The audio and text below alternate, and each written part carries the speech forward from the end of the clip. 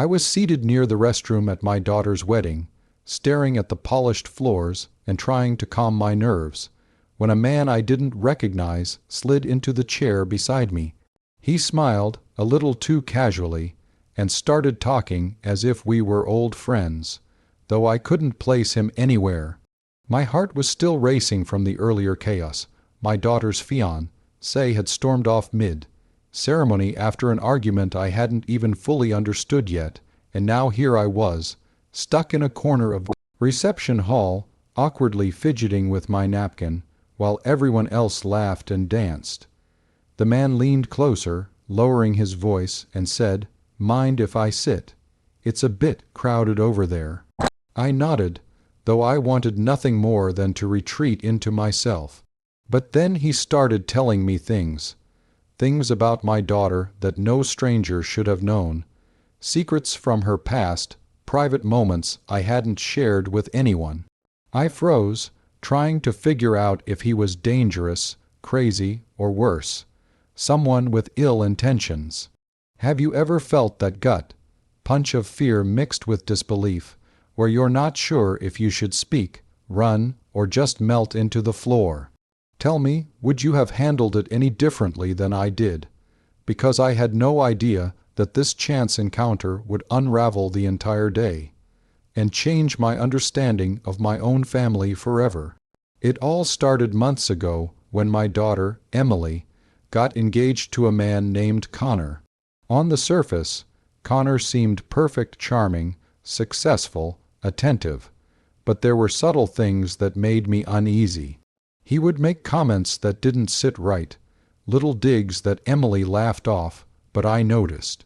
I tried to brush it off as nervousness about the wedding, overprotective father instincts, or maybe just misreading things. Still, I couldn't shake this gnawing feeling that something was off. Emily had always been so honest with me, even about things I didn't want to hear. So I trusted her judgment and tried to bury my doubts beneath wedding planning, seating charts, and endless tastings. The morning of the wedding, I was busy with last-minute details, checking the flower arrangements, ensuring the caterers were on schedule, and sneaking a few quiet words with Emily to remind her to breathe and enjoy her day. Everything seemed perfect until the ceremony itself went sideways.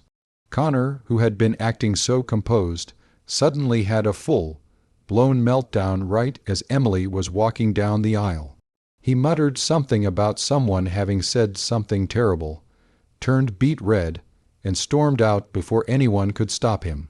My daughter was in tears, her bridesmaids were panicking, and the priest tried desperately to keep the ceremony moving. I was torn between running after Connor, calming Emily, and trying to understand what had just happened. Somehow, we pushed through, and the ceremony concluded in a blur of congratulations and murmured questions from the guests. By the time we reached the reception, my nerves were shot. I had taken my seat near the restroom because it was quiet, a little escape from the chaos, when I noticed him. A man in a tailored black suit, dark hair, and sharp eyes, sliding into the chair beside me. He didn't wait for an introduction. "Your daughter," he said, "she's amazing, but she doesn't know what she's getting into." I blinked, unsure whether to laugh, assume he was drunk, or question if he had crossed some invisible line. "Excuse me," I asked cautiously, my hand gripping the edge of the table. He leaned in closer and whispered things only someone very close to Emily could possibly know. Her fears, her doubts about Connor, moments from her childhood that had never been shared at weddings, private confessions about her past relationships. Each revelation made my stomach turn, my heart racing in panic. Who was this man, and how did he know so much? I tried to remain polite, hoping Emily or one of the other guests would notice me sitting off to the side, but the man kept talking. It wasn't just small talk. He was deliberately revealing truths, secrets that could hurt my daughter if she knew someone else had overheard. My mind raced, Should I stop him? Should I call security? Or should I stay calm and see what this was about? Something told me that whatever came next would determine not just the rest of the wedding, but the future of Emily's life. As the reception continued, I realized I had to get a handle on the situation. I subtly asked the man who he was, trying to mask my growing panic.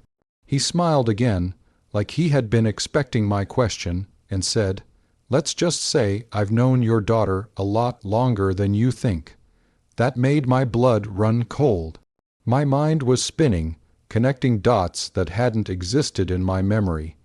This wasn't just some random guest. This was someone who had been around Emily for years, someone whose intentions I couldn't trust.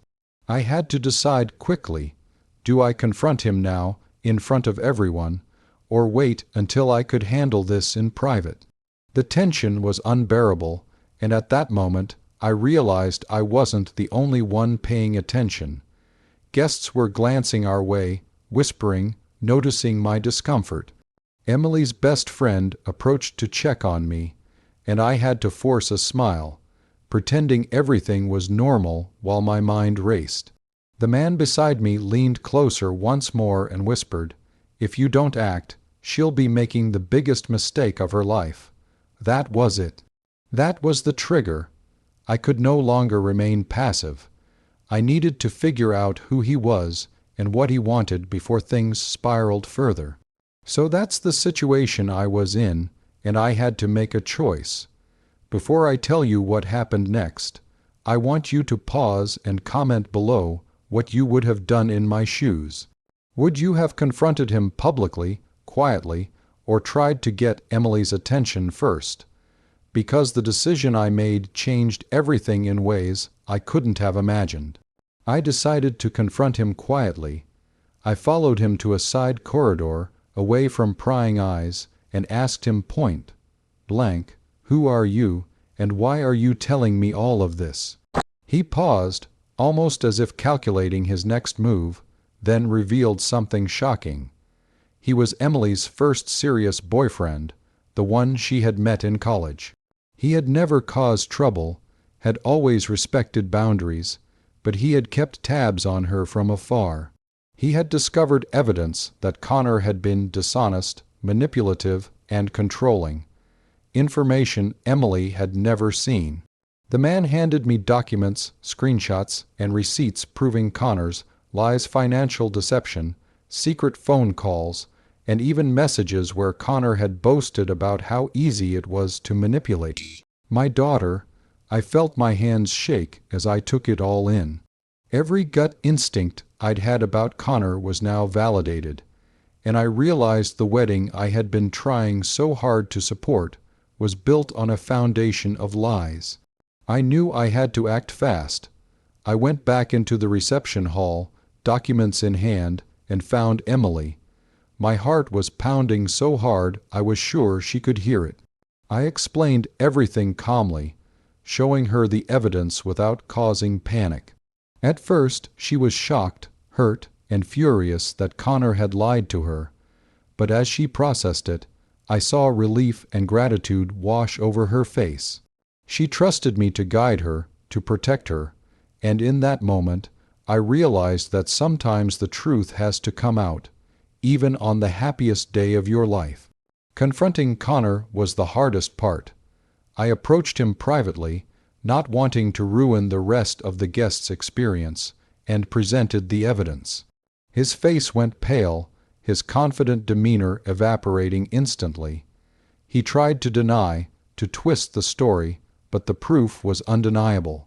Eventually, he left the reception quietly, escorted by a staff member, leaving Emily and me to process the whirlwind of emotions.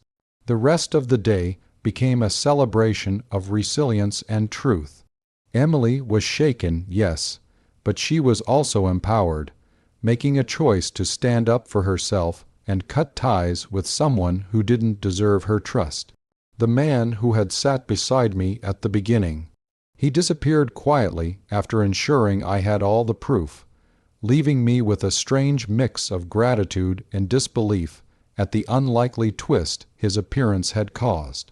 Looking back, I realized that being seated near the restroom at my daughter's wedding was more than just bad luck. It was fate.